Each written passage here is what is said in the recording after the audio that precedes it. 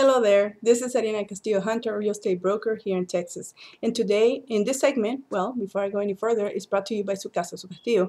Today I'm going to talk to you about these people who want to show you how to sell wholesale real estate. First of all, just to clarify that we don't have that word in our industry. We don't use wholesale real estate. In fact, I have this little book.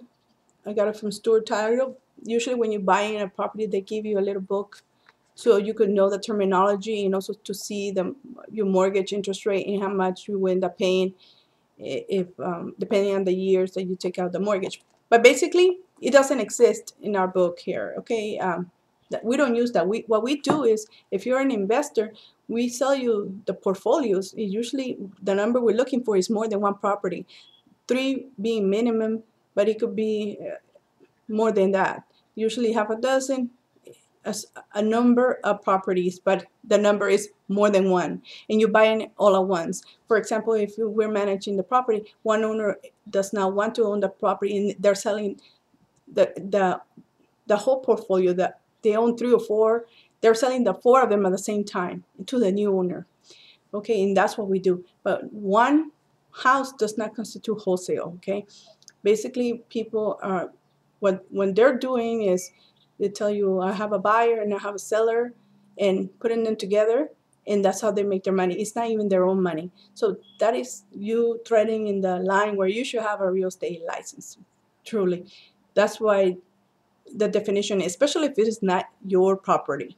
Now, investors invest their own money or invest other people's money, but at the end of the day, it will be their name will be somewhere in that paperwork, and that is the investors themselves. But if you are just trying to get people to get their money, and usually the goal is to get their money so you put your name on title, okay? But if you're not going to put your name on title and you're not going to be responsible, all you're going to do is get a share of putting these people together, then that's a real estate activity, and that requires a license. Please don't be fooled. It's good to learn because, of course, if they make it look so easy, they make it look like, oh, you don't need to know anything. All you need to do is have a willing party, the 2 willing parties, and merging them together. Do your own research, do the MLS. MLS takes money. The agents pay to be part of the MLS system. And so you're using other people's efforts, you resources. Like I said, I believe in being an entrepreneur, but you know what? All you're gonna get is a bunch of information. You're gonna sound ridiculous when you go to actually people who do that for a living, and you come, and we already know where you're coming from, and we know where you're getting your information and how wrong it is. Okay, so when people start telling us, we could tell right away who is being real, who wants to purchase, or who just is just a dreamer and a scammer. And look, I believe in dreams. I don't believe in scamming, and I don't have time for you. And most busy, real brokers and salespeople will not have time to play in those games.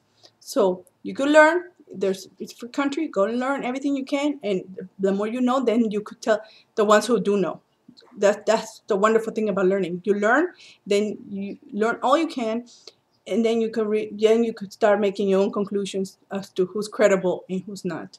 Please be aware of these people. Believe me, nothing's free in life. One of our courses cost more than some of these trainings that they want to give you, because of course, after all, they shouldn't even be charging for the garbage they teach. Okay, and that's my point of view on that. Good luck.